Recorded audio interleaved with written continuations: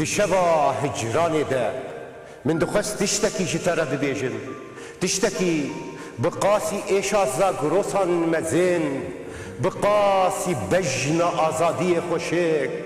بقاسي دل دايكا من گرم بقاسي خوينا شهيدان بيروز بقاسي بارانا سينوران خمگين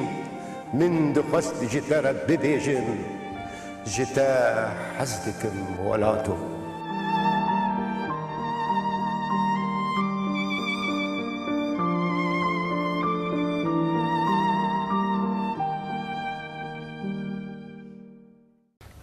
دما خوش ببینرین هجا لقامشلوی برنامه کدن دیساجی هولدانا زفت کلنا هندک بیرو بوچونین دن جهه رنگی لخواگرین بچارچوه یا بی زمانی ده چاره نوس دو روش بگشتی از وان پرسان وان پرسگریکان گل نویسکاری میدلان ما مستبرزو محمود أمي مناقشة بكن وبريام مناقشة كرين يجيب خيراتنا كبرجرم جديل جيجان وصاب كيف خوشي بيقا مشلوي نظام صدفة بو نظام قدر بو نظام شبو صامبير جهاف بون أسبر كيف خوشم كيرو أمي بهورة درباسي هم لاش وهم جياني في زماني كأمجش هولدن بيبجين وهر بويز ماني يجي بمرن دي ساجد بخيراتي ويت صاحبي براسي اجي قال لك كيف خشم بديت ناتا مجزوفه هذا نديت ابو اري راسه جانا تلفزيوني مديتي نقولوا ند يعني ندب على مدى بقرو كوري محفظو بينن بجوات شيبو وان شاء الله ام بهيفينا قالك جايد ايندي ده ام برترها بدو سيداي دلال امي وصا بربي زمان به لي دست بيكي جبوي بيجن كليتا كي مش خر بيدا بكن ام درباس بن ازي برصا يعني ايرو اگر يك لجهكي بيرجي تبو وهاي ويش مثلا بتهني بزان بكو اف زمانكي كرديه لي برسك وصا اشتبك اشتر بيجي ببرزو برسجريكي زماني وچنه ببرسف چبه خوش براستي برسجريكي نا از نكارن بي بلكي ولو اف وقت بي دستواجا يعني وقت عباره نولو يعني هوربين بي لي ديسا تيغوتن يعني جانا مرو معناك انه برسجريكن زمان او بخا برسجريكن ما همبري زماني ما يعني بس جانا ولو لفنا يجي مرو برسجريكن زمان اف وقت برسجريك يعني امكان بوغارن بيجن استنج ناخم ناكي برسجريك باشا وقت معناه اشكاليه جديده يعني جريكا وجهه برسيجي راستا خوش زمان ما انجاما دولتك كرديتش نبويه انجاما قملتكي فان ملتين ديتر اي سردست وك تركا وك عربا وك فرسي تخستن كردان نهيلن وقتي كردان نهيلن في زمان وانا هيلن يعني زمان هري بيش يجي برقو قافا زمان شو في زمانكي ببيفي يا في يا عربي بي يا تركي بي يا فارسي بي يعني افاش خوا هري يعني قالك انا قالك ملتن زماني وات شو اوش نمان وك ملت نمان يعني بيجن وقت سورياني وقت سورياني نمانا يعني دقلك جيادة حتى مثلا دينجي اگر دجيني هذا او تباراسن في داوي بلكي دجيني هذا بونا ديروك اذا مثلا كشتري ومثلا وقت في يعني جينوسايد هنجي شي بونا يعني قالك فلاي بن يعني مسلمان شخوتو بونا مسلمان وزمان جي بير شو نمان يعني حاليا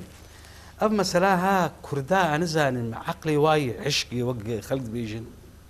في ادي تر جغرافیا کوردستانی جی ئەو ژی ئاریکاری کرد گێمانە هەوڵدانا پاراستنی. ڕاین وا بڕاستیژی ینی وەختێ دەماگە مەڕوت چێ ئەز پار چوومە کورسانە عراق زبەری و چوومە ترکی يعني أشوم مثلا أشوم دهوكي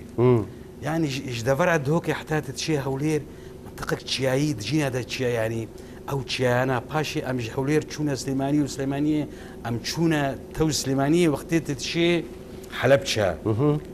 أو دفرات زاني تشاهد بيرام هناك يقولوا ديروك عندي ديروكا كردا هناك يعني يقولوا ميديا هات بيرام يعني أخميني وحخا منشي ين فيدا وريهات يعني يقولوا أو تشيانا براسي وقت عربي دبي الجغرافيا تستنطق التاريخ يعني يقولوا جغرافيا بتشتغلي وقت ديروكي تاني بيرات أبياجي براسي يعني يعني يك وقتي الواتشا نري دوفرا قلت هولير هري دفرا برزان ما مستوى إيجاد تتفرهي يعني تندري جيدة شيء وك عرب بيجين يعني عمق ده يعني كراهية ويد تمشي تتشي أو تشيا دوف تشيا ونوال وبست وتشيا ونوال يعني براسي يعني وك عرب بإيقاعات يعني إيقاعات الجبل يعني أف ريثمي هنيك يعني همجي رهن ملتك يديخ ياكرن وبراسي اواكي شهرستاني جديد يعني او تشال بيك جندهبن او بخا شهرستانيه ام فكرن لسر انه كرد مان دفان شايخ هذا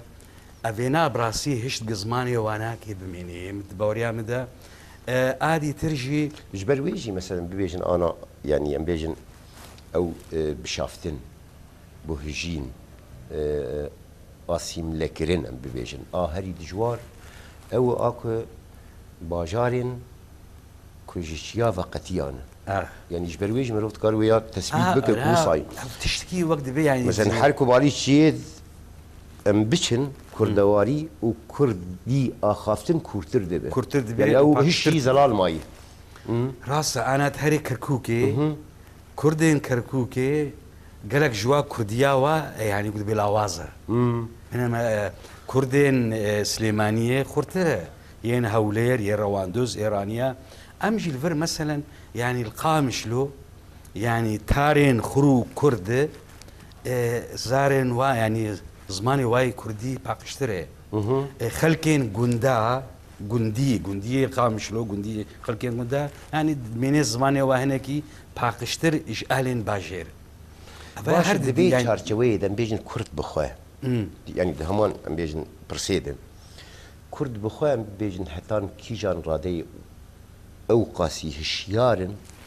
تدسبيكي تبحث كركو ام بيجن هولدانا ام بيجن جهولي راكرنا ناس شو ما بس شي كو اب زمان ناس نامية في ملتيه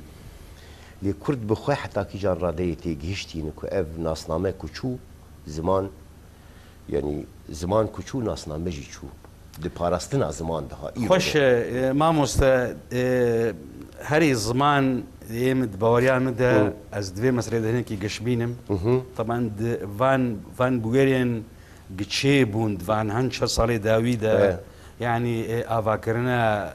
يعني كومارك كردين كسانا عراقي فا تركجي مجبور بوند بن ضغطه تفقرا كردي ده وقت بي الدان بيدان بما في كرداي يتكرن واتكرن جي عادي ترجي حتى تلفزيون جي يعني مسألة زماني كردي نما بيجا زماني كي قد غيا دميني تشي دميني السر ما ام خديه زمان ام دفيل سيرفي مسألة بسكن يعني خديه زمان كينا تفقرا سياسي جي بي يعني فقال كي مهم تفقرا سياسي شخود في ام يمد باوريا مدى زمان تكاري بالصيني وك فكر استراتيجي استراتيجية الكرد يعني استراتيجية الكردا قكاري من سيرفي مسألة بساكنن جارك المحاضرة كده يجي بحث كير انه وك عرض بلغة الأمة الكردية يعني از تخازم از كارم دس يعني جبنجاك آبوري يعني آبورية ده بالتكامل الاقتصادي بعربي يعني ها شما ام نابي تكامل لغوي يعني ام ورن انه زماني كردي ام جوي لاوازيه هاني دربخن ام في زماني خرت بكن خرت بونا زمان او هري هيا بس ما وك ما جو انجاما بارودوخكي سياسي اب ملتي هاني نكاريبو في زماني اخوا خرت بكي زماني الدنيا تمام يقولونا باش اللي درفي ام بيجن او خرتبون يا خرت كرن اللي درفي ام بيجن هينبونو پروردهی وك ام بيجن كرت جوي قناخي بر بقناخك دنفه يعني ام بيجن جوهرتن جي فيربونو هينبونا زماني سردست بر بزماني خوه يعني جبوي كاف زمان بكاربه هر تشتي وي مروفي هلگره بخور حوجداريامه بخوندني هي يعني شاگرتي كشونا هر تركي عربي فارسي في هر دست بكردي بك يعني وك بردواميا برسيجي دسر انجامه ده بكردك يدن دركبه يعني وينا امبن ابي يكون بعربي بتركي فارسي خوندي يعني دي ساجد سر انجامه ده قالوا اف زمان اگر نه پرورده کرن و هیم کرن و دبستان و ماموستا و پرتوک خانه و حتی داوی او مترسيا جيتو دبيجي وين اللي هو ليبه هرقاف يعني نابينا لاواز ونابينا مترسيا دي جيست خوازم ويجي مناقشه كن اما از وقت بي يعني دريبازك جديده ما بحث وقت اتوجي اوجي ريبازك ان افريا هنيجي دفي هريها به يعني مثلا خوندنو نفيساندنه بزماني كردي وقت بي ام بكاربن روشن بيري بكردية بي يعني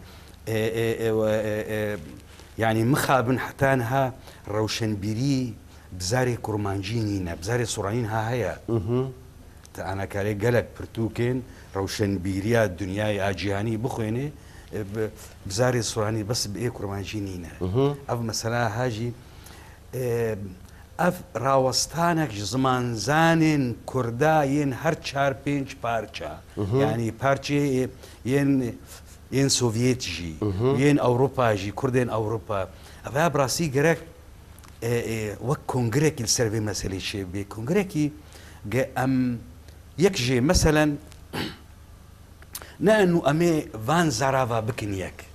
ام نجبي دس فيه بكن او برصا زماني قرتينا ما بس لا ما مس ازورم ازوي مناقشه زماني كردي اسفازم جور حمو بفقري داية ما مستا خرطبون تشدايا زمانك بلا يعني لا شيوينا بلا ولا بويه اف بلا ولا هني دفيت وينا وريني دي سبق هنا هفدو وقت ما اقول اف يعني تكامل تيشلو شيء بكي اف يعني حتى عربه وقت عربه يعني ناين زماني مثلا ان والله لهجه قريش بونها يعني لهجاتي ديجي حمو خصنا افدا غيني قوتنين ين دي ترجي ين وقت بيبا يعني يجي خصنا ايه ما زماني ما تقلك جهاده قوتنين ما مثلا انا امورن لديار بكر يا مثلا للطوري يا للشرناق يا لناف بوطات بقري خلكي قنديجي زماني خوش بير كريا ما مستا تشتي بير ماي هندك مايا بس دجينا دا مثلا ما از هناكي قريام دفرن دهو كده دزاخو دا هين قوتنن كفن النكوانا هنا الجيني دي بيدانا بي مثلا از بچند كارون اشتبم يكيد تقول الجمش بطاطا والله بيفا قدنا ما انا نايش الجم من فيسا انديا ين هفالي وين زاري يقول مثلا يعني جارنا ايما دناف مدى مثلا يك يعني قوتنن هناك تاني يعني مثلا شخصك تي بيراوينا يك دي ناي بيراوينا يعني الجارك يكيد جو قرازه تشيا قرازه اف خورتك جعمودي بو كا قرازه محمد ماموسات جعمودي بكيت نزاني قرازه تشيا قرازه عربه بو يعني ميزي يعني قال قلت نيما ونضابونا ام بكاربن ام السر تشي وك باجنبي دبي لكسيكولوجيا يعني بيفين زمان تمام دبي كون ببن وقتيت بيفي زمان حموكي تكون بكي ان زازا بلكي قوتنك زازا دا هبي او واتاوي بيفي الجمجي قوتنك دي بلكي قوتنا ما ولو حشك بي نخوش بي زفر بي قوتناوا بهتر شايك بي برا يمكن فهمش في قوت نريتي ازيش خورب كار بيرن او اف حالا اقوت بحثتكي يعني بوي او يعني اف زمان بكاري وصابك هجر نبذ زماني فرميتي رسميتي اي دولتي اي دبستاني اي بازاري اي روشنبيري يعني بكار بنبيجن باوايك انها انها ام مناقشه وقفتوقوي درباري كردي دكنا ليه ده همان كيلي كده انها كردستان يعني قروشا سوريا ينبيج نقف روشبا انها وقدبستان هبانا نها بينبا شاقرت زاروكين ما شنطي نوان للدبستاني بانا بعربي ايدن بفارسي ايدن بتركي يعني ما بس تام شيء اف بروسيس انا بردوام اف عمليات ام بيجن شوشتنا مجي شوشتنا رح او حتى او كيلي كان ايش بيركرني اف بيفين قشول ما بيفن بيجن هجر دبرور ديده اف نحو جداري ام بيجن كيانكي حتاني بكار فانغافا بابيجن اف فادجري للسر ما فين روشن بيري كل بكاربن ما فين روشن بيري تاني ورقرن جيبينن يكاربن في مسألة هني بيك بينن يعني مسألة زماني كردي نتشتكي ولو يعني قال كي زحمتها يعني ما في روشن بيري الدنيا تمامي ده انا ما فين مروفا ده يعني قال كي شرمه الدنيا والله ياك نكارب زماني خو بقيني بالانجليزي يعني اف مسألة هنيك دباوريا ده يعني كردستان تركي هنو في مسألة بيكون يعني ما بس ما بس أبغى ده بتفكر سياسي في جماعة مستوى ما بس كياني ما بس نجو كردستان كوسايك بل نا أم بيجن أف ملت بين عسكرين بريارة للسرقة ده خكرنا زماني بهلاني أم دست ب فيربونو پروردگا زماني خبك ليه جات تشتكل برهية دفي قناخي ده أنا مثلا قال لك مناقشة شيء بين كو أم بحثا زماني قرتي ام بحثا هولدانا نيزي كرنا وان زاراواي عندكن ليه ده همان كيلي كده هر زاراوايك بر بجيهانك تايبت بدشي ودوري هفدكبن افجي انا تي مناقشه كرن يعني سوراني بجاكي در زازاكي بجاكي كرماجي بجاكي در عليك شاش خور فرهنگي خو كتيبي خو افراندنين خو برتقانيه خو هدي نما كان بجين هف شخوا مع يم مشي اف مسألة هنيك وقتي استبيجم يعني جبوي افكاري هاراوستي يعني افكاري جهف دا بالرادو جماعة باش يعني امنها ام نكارن بيشما برا ان كرمانج بسوراني زانبن يا الصورا حمود كرمانجي زانبن بس جرك الكردستان عراقي دمدرسين كردستاني ده دفي هردو زار بين اخوان كيماي كرمانجي بسوراني يعني افا قلكي بيرستا يعني انا يعني تشونامني جزارمجي ازي في مسألة هنيك لوزارة روشنبيري براسي ازي بيجم ازي ترحكم انه جرك في مسألة هنيك كرمانجي لنا تشنابت يعني يكي شاگرد والله زماني خود خويني بس سوراني تريد خويني دفي كرمانجي جي بخويني حتى دفي هناك زازاكي جي بخويني هورامي جي هناك تشتكي جزان به يعني تشنابي شلو ايه بخويني واحمد خاني نخويني جزيري نخويني اجي ولو تشنابي الجزيري وخاني بخوينم ازنالي وحاجي قادري كوي نخوينم ما مصدفي ام بمجيه كردايتي ورن مساله ده امج وك ملتين دنياي ما يعني بين ملتك ام نبن شاربينج ملت يعني برسك ديجي ثاني مثلا ديفيجن بلا سي زماني كرديها بن بروبلم شي بلكي قناغه كافنا ابناء يت قناغه كده به بس دبوريا مدى قناغه كدفي اف مثلا هناك وقت به يعني مدروس به يعني اواكي نا انه والله انه كهما هريه كرمانج ين كرمانجي الاليكي وقت خوازن افيدي وقت خوازن ناچنا به هر دو جي دفي نلغوري يعني بركيفيا وابي دفي اف مثلا هناك دفي وك انا عربجي انا مثلا يعني مكاتبين مجمع علمي عرب مجمع اللغه العربيه يا دفي افجي كوريكي زانياري اسماني كرديه ب انه مثلا استي ترمينولوجي ده دفي جاكي وقت دفي يكيتيك هبي او جهاني تاني او ما في بيرا هيا جزاراوين ين روشن بيريب تمامي او نبلا بكي ووقت بيت دزجين راجعندني هنا مدرسة هنا إدارة هنا تمام أو هناك أوي ورقرن ووقت بي روشن بيرو نفيسكار تمام إيه بيجن كفاتا قوتن بس أنا قالك أنا يعني كردين زان بخوين بنفيسن بس شيء جراجاندني قوتن علمينا يعني قالك بيفين نشكر جراجاندني هين بون فالدفر أنا يعني هنكي هساني بو نوك بري يعني بري خوندن تاني بو بري خوندن جي يكي فقي نكاري بو بخيني نها نما بلو يعني خوندن ما بو بردس يعني يكاري زو هيني حمود شي بي ما تشكي ديجي استخازم يعني تحديدا وقت بيجن از بتر غيا مناقشه بكم يعني انا بحث عن بيجن زماني يقرتي زمانكي ام بيجن بكار في برسيجي هيلغرا زمانو مجبر بانشي روكا قشا خلاص كل مثلا برس هيد بيجن ككو ما اساس او زراوين كهنه بخوا استنجو برسجريكو بروبلمين واهن يعني جدربي مثلا زماني قشتي كون بحث كنجو كرديبه ام بيجن كرمانجي خاون يانجي خوديه ام بيجن برسو برسجريكن خون برا بيشي خوچاره سر بكن دناف بينا فيربونا عربي وتركي ده وام بيجن هجر ام شيكاكو بشي ايه كرمانجين ايه ايران اشتيخ الناف ده فارسي ده لفير ام بيجن فارسي وعربي شكلين دربريني اواين خيالي پروردهی هست بگیش بزمانی سردستا هاتن چیکرین و دناف ده مثلا پرسک کوسا جار که هات کرن و بلا نویسکارین کو کرمانجی بتنی خوش دبوک خو خلاص کن پیشی زمانی خوی کرمانجی تکوز بکن و پیشتر بین مثلا بی مناقشه بکن مروي جواب کن والله ام از بخا يعني از تشكي غريب دبينا مش بس يعني از يك جوان كسيد دواري زمان دا كارتكم وتخوينم ويجي كردي ايراني بقرا اي عراقي اي سوري اي تركي ين سوفيت ين اوروبا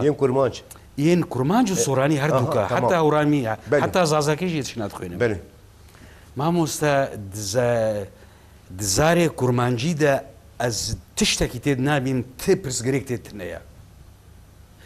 مثلا امورن انا وقت دافوك دافوكا مو عفريني هناكي بيتشكي وقت بيت جداوازي هنا از شوما عفريني دفرا داويج عفريني سري جياكي زلامك اختيار بو بيرك بو افبري والله برينا ده صالة بلكي بلي مسرودي خوش يقولوا بفرقر بلي اسبير اشتغلين في اختياري هنيرا ام بيشش عقبون دسبيكي او بينج دقي بيشي اسولو خشكتي ندقام دي استيقشتم ما مس تشتكي ولد نافبرا مو انا مثلا عفريني يعني افا هري كوتشر كوتشرا يعني انا خلكين كوتشر بزاري كرمانجيه ما تشتغلن بس جانا بهفدور وقت تشتغلن هناكي بلز تشتغلن شن تشني وقت بي فونوتيكي دنسازي دي جوهرتن او جوهرتناها زماني ستاندرد وقو بدرخان جلاتة بدرخان دانية هر أوا جوي بفنينا ما مسا فهم مسلاك برشافي ما تماما تبس غريك تيدنينا تمام تيدنينا ما مسا مثلا هيا تشنادا مثلا أز بخود الفيسينم دشي دخوي دكي بدرخان أو دبين دخوا دكا دشي أف دخوا دكا إم أز نراس نقول نراسة شنا بس بين نراسة از بینم آم باشتره چما آم باشتر بینم از بینم افنا بهتر نزیکی سورایا سورای جواب ایب کارتینن جبوی ام نزیکی هفدو ببین ام آواب کار بینم ادیتر اف آم یجی ام بخوا ام وقت دفوکا ام نابی دخوا انا توري بزارو كمر بشتغلي يا بجنديه مره بتشتغلي يعني تبي دخوا ولا كاس نابي تبي دخوي دشي افي شاتيا ايه هاتيا ايه وري ايه يعني او كسي ايه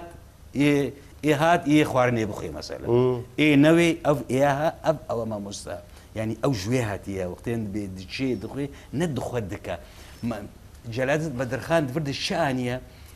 آنية أواجر بكوبيلا كوبيلا شيء أبناء مثلا آزاد مردة آزاد قنجة أو آيا أو جوي خسية إنه دكا دتشا سروي يعني وقت بي سروي بيفاني شوية بس إبراهيم أو بيفان نا بسركو جينا ده بكارتيجي جينين بهتر فلا جراد بيجنجي كردين او نا يعني فلان بزماني كردي وك ارمني او دبيجن يعني اف وقت دبي لكن الجم هناك يا بس الجم مثلا انا ايه غربيه دبي دكه دكه يعني حتى انا ايه ما مستوى جيرت بيت تشتي يعني قهتنا مثلا يعني نينا يعني ستاندرد كرمانجي هيا ستاندرد كي خورتجي ت يعني ام في مثلا خوش زانه بين يعني في ام تمام يعني ستاندرد كرمانجي وستاندرد سورانيجي هيا دهمان برسيده تشتكي ديجي زي ليش دبك مثلا يك جوان قوتين كتير قوتينجي بأساس ريزمانا كردي اكو ايروبي مجول دبن زمان ناس و امبيجن انفيسكارين وكوا وان نفشوا دي بأساس يعني ترمينولوجيا وانجي تنيه مثلا حد يك دي بيجي خرط تشتكي دي بيجي حتى اني من زان نابينا امبيجن جلادته رشيد كردو قناه كردو دي بيتاس ونداويه يعني لا ونداويه ما مستا اما اشتفهم كرباش خوش يعني برسا ترمينولوجي ترمينولوجي تشيا تيرم يعني كسرك او وقنها مثلا انا عرب مثلا بهتر يعني باعتبار مثلا دولة او انا مجمعها يعني كوريكي وايزانياري هي ديني وبس هي جين فيسكارك خدي مجي وثقافات وقت دنفيسيني اجنبي ثقافتها اجنبي ما مصطلح نكار البندي هين يعني مجمع كابيج انا دنفيسيني او يدخلين دبينن يا فيغوتني بكار بينن يا بكارنين يا يك يعني دفي يك وقت بي شونغريكي وكوي يعني خوش كتر بينن يعني اف مساله هاني راستا شخوا ابا برسغريكا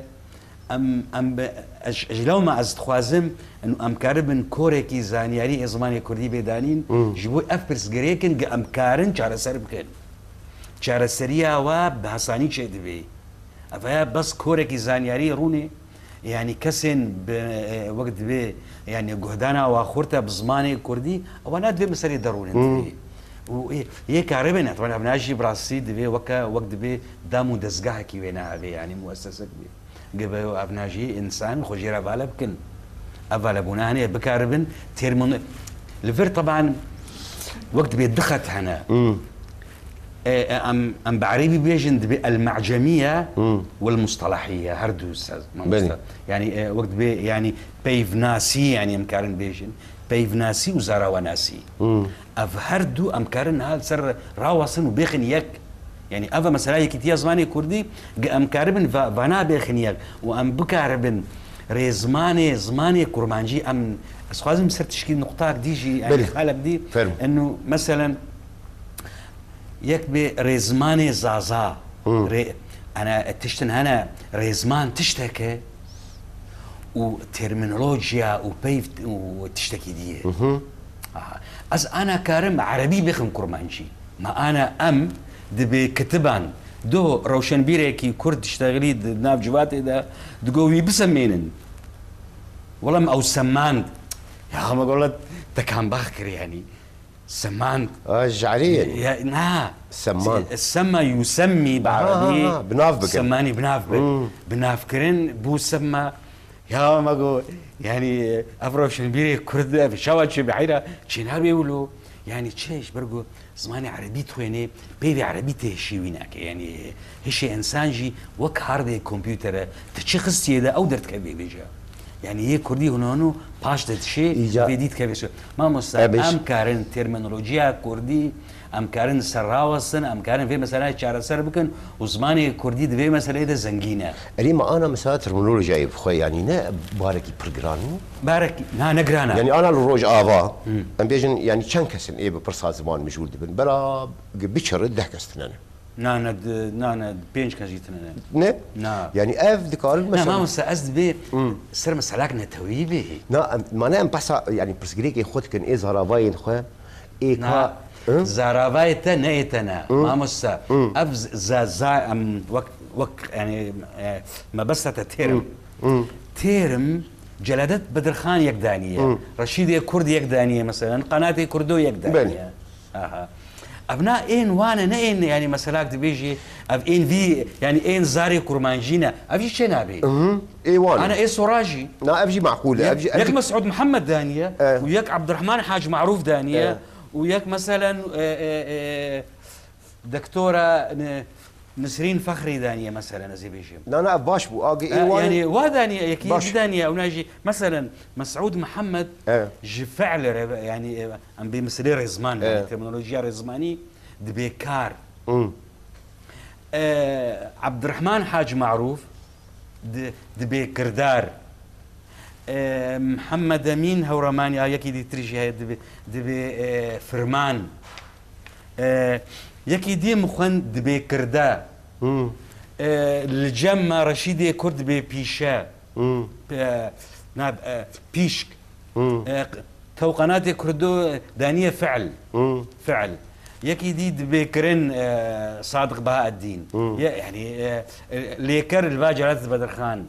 ما هو شنابي يعني ابا هريك ايه خبكي يك ابي هاي شنابي ناب شنابي اف مسالات في ابا يا باري مثلا بار جرانترنا مثلا انا كار قوتنا مسعود محمد ما اوينا براسي اسبكارتين جبرقو يقولوا قلت لك سفكا بكار وكارا وبركار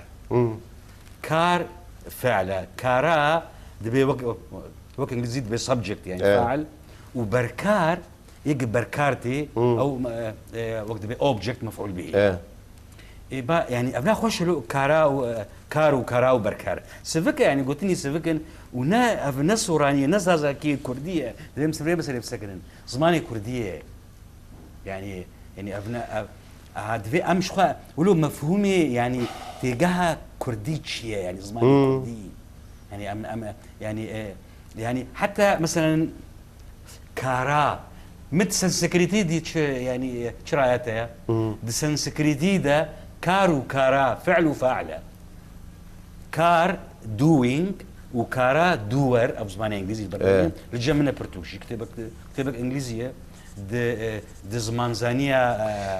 برسك غير دي كومباراتيف برصادن اجي بفياف جريداي مثلا اف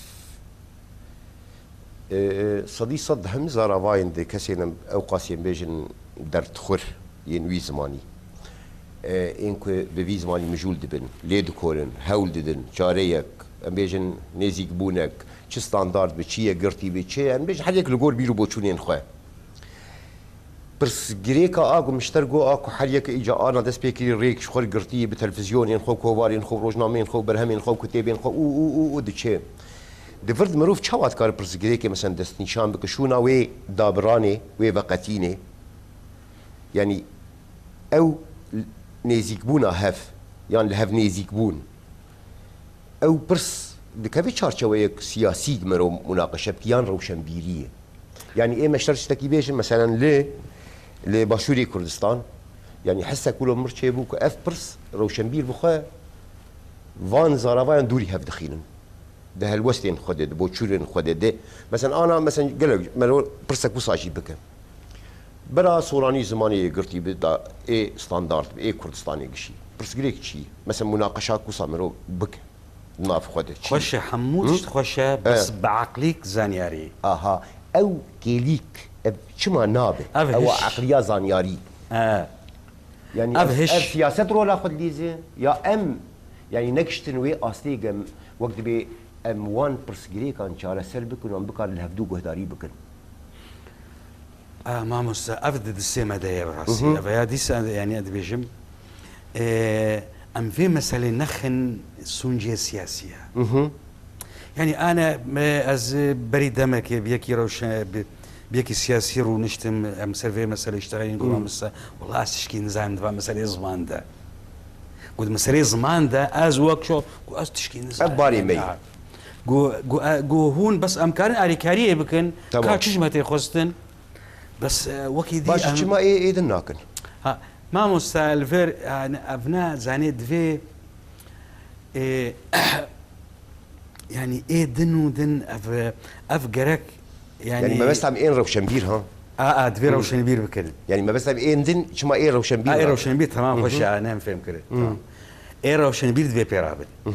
دفي افا بيرابن بس او بتني بتنا خوشي نكارن سياسي كانوا ري بروابن كان بحيرة في مثلا هذا في برده كان في مثلا يمكن يعني شواب مثلا يعني دفي او ريفا كنجيرة يعني دفي روشن بيرين ين تشي ين بمسألة زمان مجول او تدرون نحر روشن بيروني بس دفي قافا جفات شبو قافا دفي كونغر شبابين افا مسألة يعني رونشتن باجير دفي يعني اجلو ما ادبي دفي زمان زانين ين كردستان تركي وين عراقي وين ايراني افانات في بفررونن نبعقليا بهشمنديا اسياسيه دفي بهشمنديا اكاديمي رونن بفرا از قافات تشتي مثلا از تشتكي لاواز سوراني دا از دبينم از قافا بيشن دفي اوا اقولوا يعني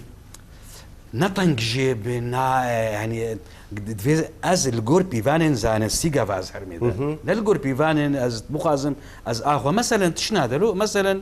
متجي يعني انا بسجريكن ريزمان هنا شخوتو ترمينولوجيا وك زراوسازي تجو داوازي نينها يعني مسألة شده دريزمان ديا تشني براستي هناك تشني خوشك هنا يعني تشني شلو يعني تشني بتشكي هناك كورايته ده هي دنا برام هو سوراني ده مسألة ريزمانية هذا مسألة ريزمان ده يعني أبعاد بي جه حتى جه هشمندية مت جينا ده بحث كر إنه د زمان ناسي ده ضم يعني دي تيرم هنا د مثلين تايبولوجي يعني يعني تايبا زمانكي شوي وي دبي هيا سينثيتيك وهيا اناليتيك سينثيتيك اوين جمورفيمين وي بيجين وينا ولو بافنا بافد بن وهيا زمانك بيجين وينا ولو جهفة قطانديا جبيرة دبي اناليتيك مثلا انا ام بانجليزي دبي مثلا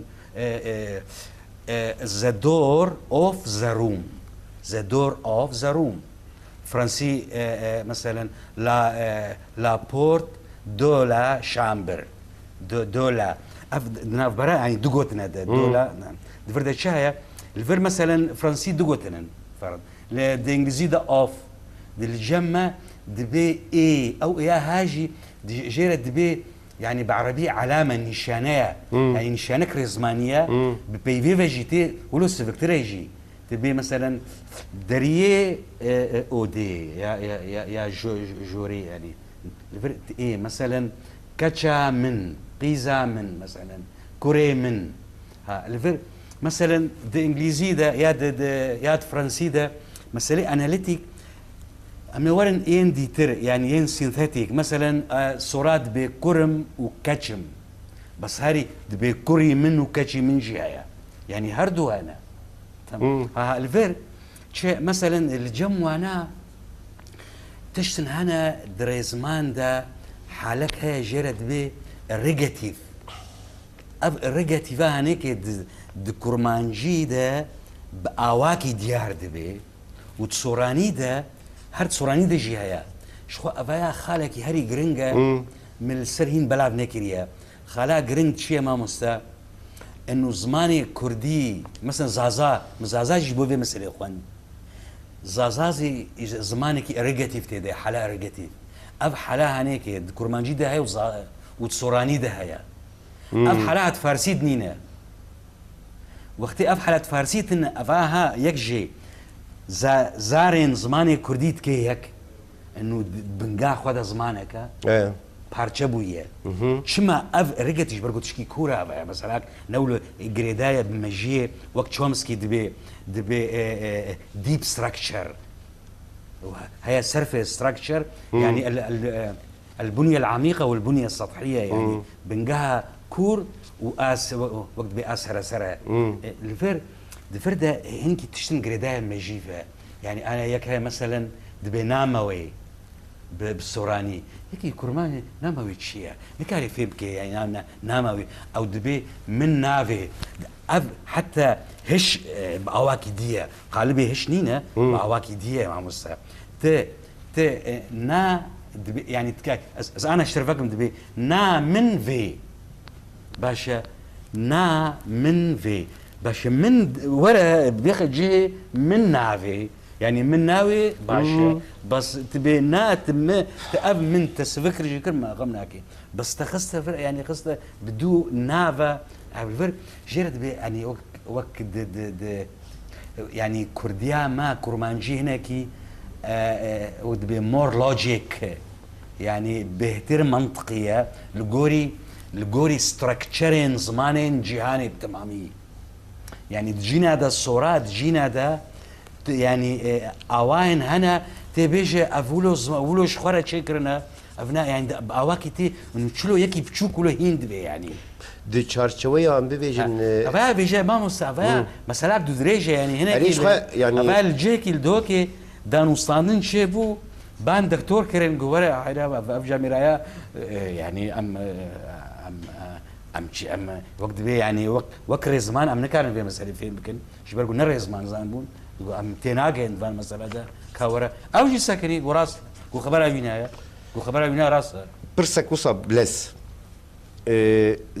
ام بين زمان زان نه نه مصاد بيجن بين زمان ناس شي دي بيجن زمان ناس يا دبامة كورمانجي ده هي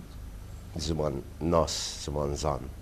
دقوري تجربين دنياي ونا تشتي ناس كري هم كارن بينا بي ل انا دست نشان بكن مثلا تذكاري بيجي احمد حسيني زمان ناس تشتكي وصبروا تذكاري يعني دقوري يديروا بوتشي بلي ما مستا زمان ناسي تدي اولو يك هي ام كارن باف كرديزانه وهي جانا تبي والله يكي زمان ناس يجي بس بواتايا كرديزان زمان ناسي يعني خندنك يعني كيف خا زانياريه يعني دفيت وك تشي قوانين يعني انا وقت السوسيير مثلا زمان هات الفواجارت نما زماني انجليزي يا زماني فرنسي يا كردي يا عربي يا ساين هاتنا دانين جي زمان الدنيا بتماميره وقتك زمان الدنيا بتماميره بو علم بيجا بجرد بو زانس متشما من برسي يكي جاركي ما مناقشه انا مثلا كيكي زمان كردي جاركي ما مناقشه كرج مرقو قويا والله زمان زان تنا قوري زمان ناس كرد هي اوكي بس يعني زمان زان كرد قو برزحمه افقوتن جامجي انا هيا بس هيا نقولينا يعني جمر قو زمان زان قو سر سليم سر شعبي مقو يعني ري زمان زان بي بري زمان مجول دبنو دني بيسين انه هناك نا ازنوك فيناجي يعني ابجي هريك ما مستنى مثلا يعني ولو ازش خرا بيجي يعني مثلا نلاوكك يك بيجي افا مثلا كي زانياريه يعني تلقى تشتكي شيء انا مثلا دكتوراه انسان قيد شيء تخويني دكتوراه تشتكي دستيني دبي اب مساليها مثلا دي يونيفرسيتي ده يعني الجامعه ده مروفكي قافاتي زمان ناسي دي مثلا ما مستمع يكي جبن دستي تشومسكي يعني دركتبو السر زانياريا تشومسكي بو يعني زمان ناسيا تشومسكي قندبو ها تشومسكي داما ما اجوا برسين يعني الجامعه دكتورك حبو مثلا ادب يعني ويجدده ويعني زي بس هاد جارك درسا زمان ناسي ولو للسر لوحيها ابو ولو كان قلت انت لين ريك والله قوتش كي جنزانم يعني افا في شيء دكتوراه بلاهوت بيرا وب يعني بمثلا ميثولوجي بمثلا ادب قواز شد ود قوتش كي جنزان مثلا ولو اشكره قول خوش يعني افجي وقت بسبوريه يكي بسبور بيتدا تشتكي تشتكي نوبدي بس ما معنى انه حمود شي زاني اسمع الناس بس دفيت شيء دفيت يعني ترمينولوجيا مثلا هي دبي يعني عربي دبي علبه هوكيت زمان ناس كي اوروبيه كاتشيا ابنا مثلا يعني وقت ترمينولوجيا زمان ناسيد في زانبي يعني شنابي انا يكي مثلا دشانو دا زانايا ووقت بيليك ليكولين فانا بس والله نزاني مثلا وقت عربي مسرح الظل يعني شانوا سيتافكي تشكي جي نزاني شنابي ولا قراقوش نزاني شيء يعني هذا تشلي كولين فاني ابجي زمان ناسيدا قفا اجكر بكا مثلا دياكروني سينكروني لباس وسير تشيا والله من نبيستيا اشياء زي حيرات نظم ناسي شبرقو مرو جور ناس كما مستجي دفيت او انا مروفكي بجيش نزان بشلو يعني نبضي بقري ونزان ب يعني خيو يعني نبضا دل شلو يا شمان خوش انا مع شنابي مع موسى يعني بله بهالحال وقتي من براستي برجو يعني سبينا حسيام ها برشم كي برجرم بو برخوش بو جيب انا قرم خوش اللي نانا مناقشه قرم بو خوش ومشي متخصص براسي برجو داري بكم جورو جيب ناس خاصه استقود بكم يعني الخوشيا مشي تشو صح لا رينا ما اشترقوا از بر كيف خوش بملي از بيتا فناقرم امي مناقشه خو بردوام بك بس ندفي برنامج ده برنامج مي انا رابط خاطري خو بخواز ري ولا باشا كريم مشي هيا و از خاطر هم بنابي خو هم جي بنابي تاج بينرين دلال وقال لك يخشك جي بخوازم بنابي خو بنابي ليكونيلر از بيجم زمان ناس يكرد براسي يعني كيف عم مثلا زمان ناس رتي ونيفيسكاري مي دلال ما مستا برزو محمود اس بر كيف خوش بوم قال لك يسباس بو هاتناته بينرين هيجا هم بنابي خو هم بنابي برزوي دلال جي خاطرك برجرم وبهبيا كجارك دنجي مهب بينن ودي ساجي من درد وكل خوشوار بيجن جماعه عاجز نبن شبا يا ماي خوشبه بخاطري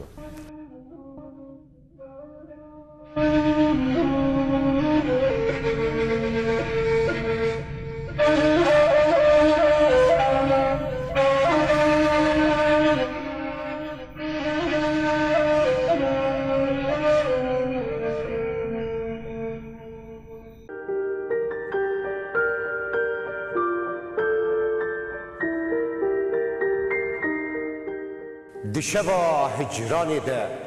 من دخست تشتكي جترة ببيجن تشتكي بقاسي إيشازا قروسان مزين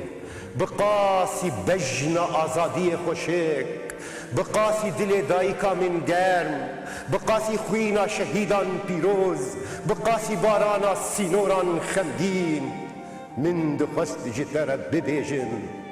جتا حزدكم ولاتو